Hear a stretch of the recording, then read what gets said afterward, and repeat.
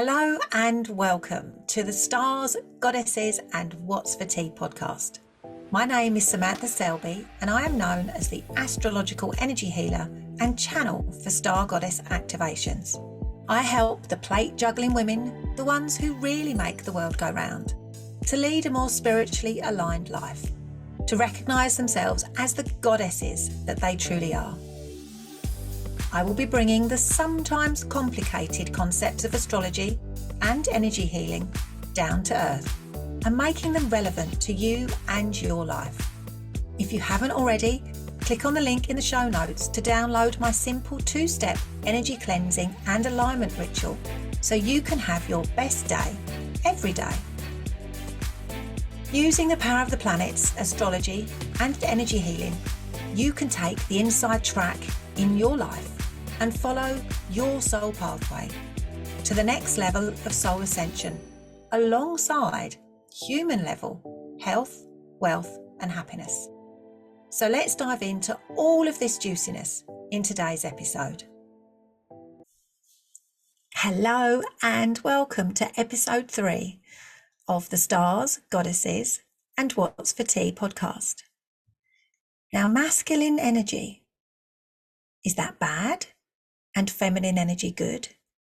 Is this true or false? What is your experience of masculine and feminine energy? Now, I'm not talking about boy or girl. I'm not talking about being a man or a woman. I'm talking about masculine and feminine energy as a principle, as a way of experiencing life. Now, I don't know about you, but it has been said to me in the past, "Oh, Sam, you're so much in your head. You're in your masculine energy. You really need to come down into your heart and be in a more feminine energy space." And sometimes this has felt like spiritual shaming, as if I'm being criticized for being who I am. And so sometimes in the spiritual communities and the spiritual world, it can be perceived or projected that masculine energy is a negative space to be in, that masculine energy is bad and feminine energy is good. And so in the podcast, I'm going to explore this and share with you some different ways to think about these concepts, but also to use astrology and energy techniques, energy therapies, energy healing, to be able to move effortlessly and easily between these two energetic states. So first of all, let's think about masculine and feminine energy as a concept. I'd like you to imagine that they are like two rivers, two streams of energy, two streams of light. And these two energetic streams, these two ways of experiencing the world, both have a place in this world. We need both of them. But sometimes we can only experience one or the other. Sometimes we can get stuck in one or the other. So let's explore what they are. So masculine energy gives us the ability to do things. If we don't have masculine energy, if we are unable to connect to masculine energy, we will struggle to do anything. Masculine energy gives you your ability to think logically. It's an external energy. It's a projecting energy. It gives you focus. Masculine energy is the energy you use when you achieve something. It is the energy you use when you plan, when you feel confident. You have masculine energy. Masculine energy gives you drive. It is an outward facing, outward moving energy. Now, feminine energy is a being energy. It is a stillness as opposed to a movement. We receive through our feminine energy. Your intuitive mind is your feminine mind. Your logical mind is your masculine mind. It is an internal, receptive energy. It is fluid. It is allowing. It is a feeling, empathic energy. But it's also a vulnerable energy, and it's creative. And so these two energy flows are very different. They're polar opposite. Now, if we don't fully integrate these energies into our lives, or if we're stuck in one or the other, then we can experience what we might call the shadow sides of these energies. So if you have an interruption, or if you have too much masculine energy, if you're in the flow of masculine energy, you get kind of stuck there, then that can show up as aggression, being very confrontational, but also being very controlling, needing to micromanage everything. It can also be very competitive, very forceful, very direct. Whereas feminine energy, if you have an interruption in this energy, or you can't fully connect to it, then you can feel powerless. You might experience manipulation or be manipulative. You can feel very emotionally needy, very oversensitive, and also codependent. You can become stagnant and so passive that nothing happens around you. And so we can see what happens when we have an excess or a disconnect from each of them. Imagine this like a pendulum swing. On one side of the swing, you have masculine energy, and then on the other side of the swing, you have feminine energy. And we can swing between the two into their extremes. But in order for us to experience, in order for you to experience a life that is filled with joy, but also filled with happiness and laughter and love, a life where you do achieve and you feel as if you are contributing to the world, as if you are taking action, but also as you are receiving, that you are manifesting, we need to have both. And the Zodiac Wheel gives us both equally. When we journey around the Zodiac Wheel from month to month as the sun moves through all the signs, but also through all of the signs in the Zodiac Wheel from Aries all the way around to Pisces, you are experiencing every single one of the signs and the energy that they bring. You're also experiencing and journeying through masculine and feminine energy, because the natural world knows that there always has to be this ebb and flow. There always has to be an outward movement followed by an inward movement. So we take action, and then we notice, we're receptive for that action that we've taken. We are creative, and when we put out what we create, we notice how the world receives it, and then we adjust that creation. And so the natural world, which is really what the zodiac represents, gives us a balance of masculine and feminine energy. And we experience this with the equinoxes and the solstices. So at the two equinoxes, the spring equinox and the autumn equinox, we have this moment of balance where masculine and feminine energy is equal and the balance shifts. And so we move from the spring equinox and masculine energy begins to rise. We are going out into the world, and it peaks at the summer solstice when the sun, the masculine principle, is at its highest in the sky. And then from the summer solstice, that energy begins to wane, it begins to sink and fall away.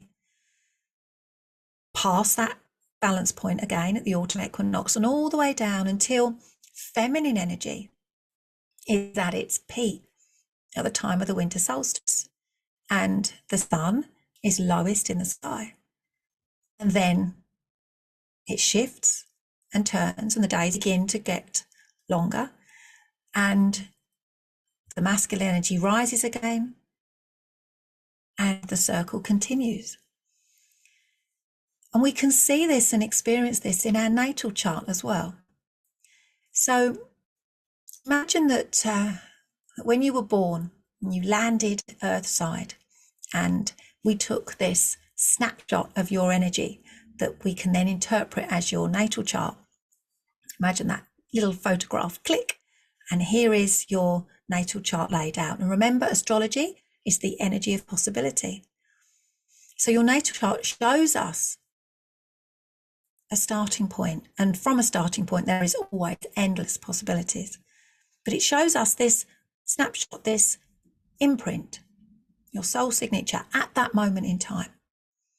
And all of your planets, your personal planets, your sun, which is the masculine principle, the moon, which is the feminine principle, Mercury, your communication, Venus, your heart energy, Mars, your action energy, and then Jupiter and Saturn, your beliefs and your mastery and your success. These are your personal planets, and they will all be in a particular sign. So any of the signs from Aries all the way around to Pisces. And imagine that those planets are wearing or showing up as the sign that they're in. And these signs have a masculine or a feminine energy. And so this gives us an insight into the energy that you've come in with, what your masculine and feminine balance is at the point of your birth. And you can discover this yourself. So when you look at your natal chart, you look at your personal planets, and then you look at which sign that they are in. So if you want to write this down, just do 2 columns, one masculine and one feminine. And then you just need to put a tick in. So look for your sun and which sign that's in.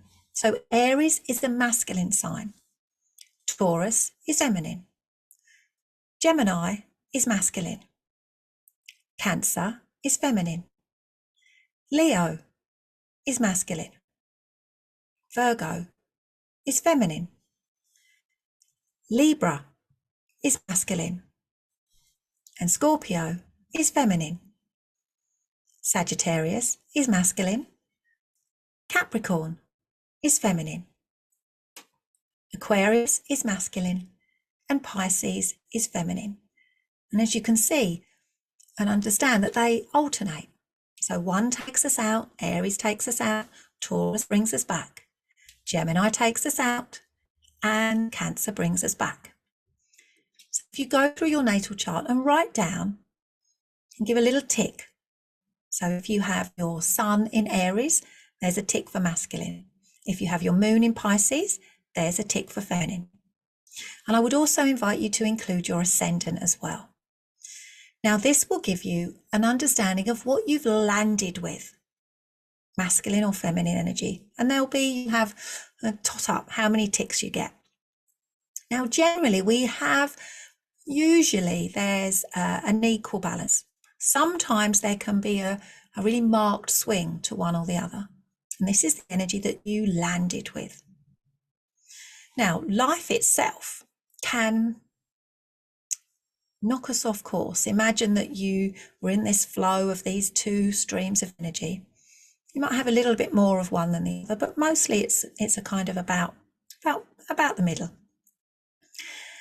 Now, life can happen. Life can happen. Life does happen.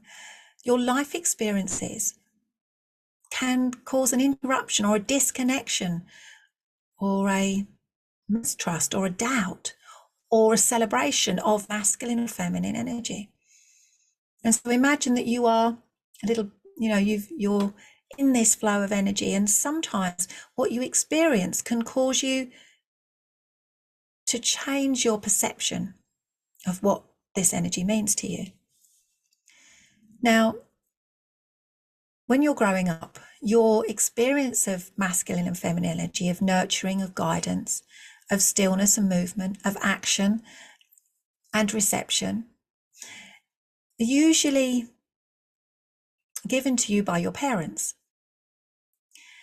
And so if you received perhaps criticism or emotional neglect from your mum, it may cause you to mistrust feminine energy.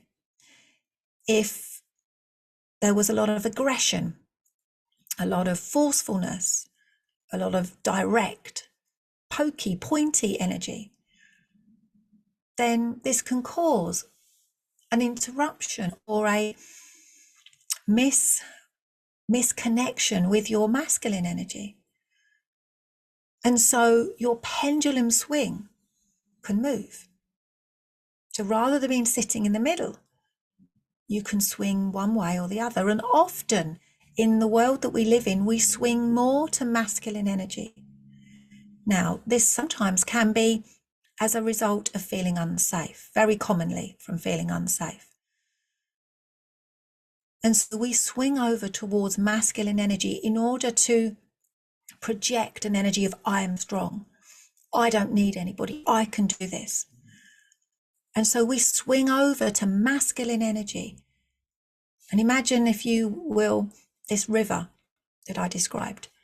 You've kind of got stuck in a little culvert, a little inlet, and you're stuck in this energy space, and you can see the beautiful flow of the river, but you're stuck. You're in this masculine energy space or in the feminine energy space where you're very passive and submissive, and you might be very creative, but you might struggle to take that creative energy out into the world. And this can be because of a fear of how that will be perceived. If the outside world feels unsafe, why on earth would you go out into it?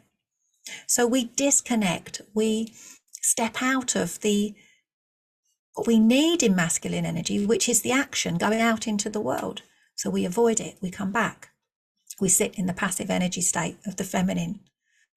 And so your experiences growing up can determine whether you are able to flow between the two, or whether you tend to get stuck one side or the other. And sometimes we can get stuck one side or the other, and we remain in that space. And this creates stagnation in your life. You're either stuck in the doing, on the perpetual treadmill of life, always busy, micromanaging, what's the next thing, never stopping, never pausing, because we've just got to keep on the treadmill. Or we can be stuck in the feminine energy where literally it's Groundhog Day. Nothing feels like it changes.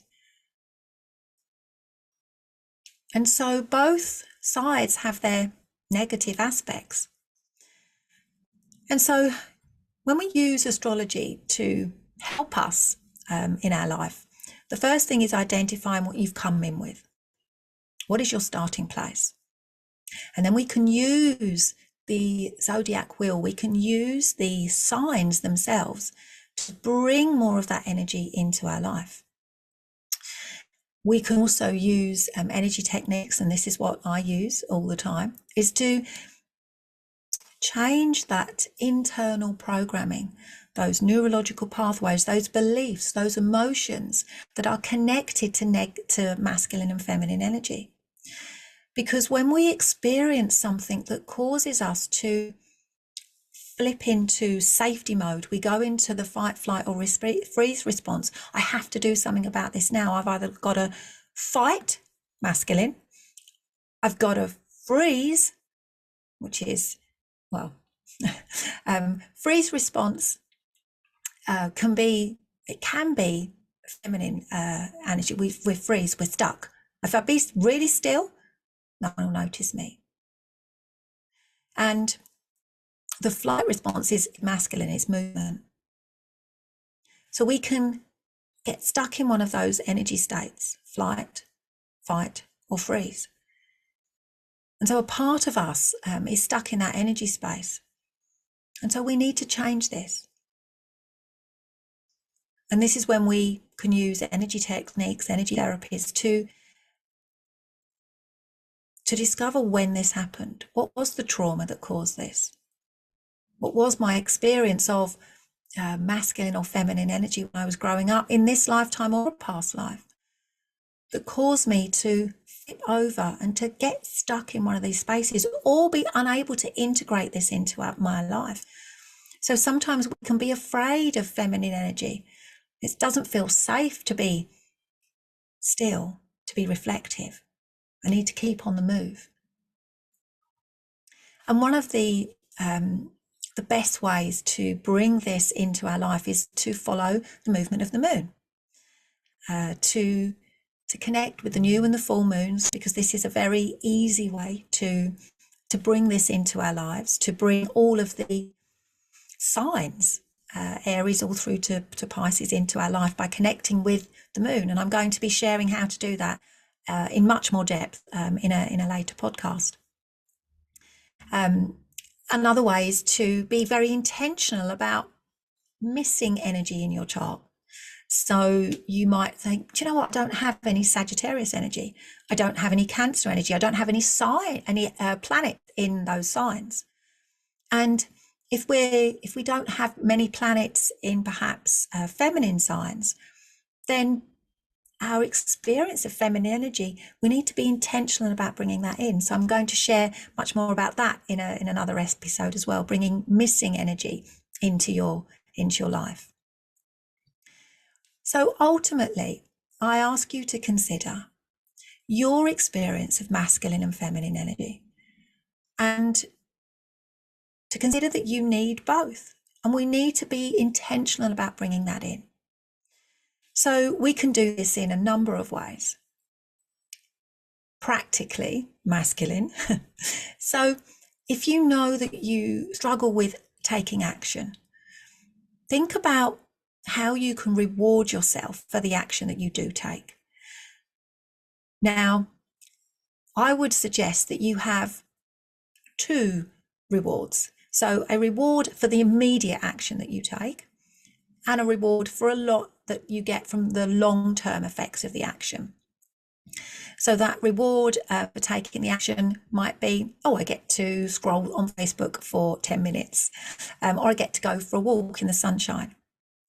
The long-term reward might be some money in your bank account, and to think about both. But then also to be aware of how to bring more feminine energy in. Well, it's not actually bringing more feminine energy into your life. It's about bringing the balance in. And we can do that by experiencing nature. Nature in all its many forms. Noticing the new shoots, that's masculine energy. Noticing the ripe fruit, that's feminine energy. Walking in nature, meditating, reading, being still, sitting in silence, moving your body physically helps to create movement in your energy in your life. Dancing, these are all masculine energy things. Movement, celebrating your achievements, masculine energy. Celebrating other people's achievements, feminine energy. So I invite you now to just think about what one thing can you celebrate that you have achieved. Now that might be getting up this morning, getting the washing on the washing machine and getting it out on the line. So what one thing can you celebrate as an achievement for you today? Masculine energy. What one thing can you celebrate in someone else? And tell them that you celebrate them in some shape or form. That's feminine energy. So you will have already brought these two concepts into your life intentionally, and just notice how that feels. So I invite you to consider that masculine and feminine energy, neither of them is good and neither of them is bad. They are both essential for us to live a life that is filled with love and happiness, success and achievement, and just that inner feeling of being in flow. So now we've been very spiritual. Let's bring it down to earth. And what's for tea? So for tea tonight, I have chili con carne cooked in my slow cooker. And the reason it's in my slow cooker is because, I'm busy today. And this is something that I have, I've learned to do, to be practical, to think ahead, masculine energy, but also to be aware of my energy and to be able to plan, masculine energy, and to be able to be in that space of nurturing myself, feminine energy, by knowing that I'm feeding my body and my soul. So I invite you to think and consider what you're eating this evening with your masculine and feminine head on. When you're feeding your body, you're in feminine energy space. When you take the action and you prepare the food, you're in masculine energy. So even eating, preparing and eating food intentionally brings masculine and feminine energy into your life. So until next time, love and starlight from my heart to yours. Let's celebrate the fabulousness and the insight that astrology and energy therapy bring to us, to you, and this world. So love and starlight as always. Bye for now. Thank you for listening to today's episode. It's always good to hear what you think, so please let me know by leaving a comment. And if you loved what you heard, then it would be amazing if you shared it with your friends.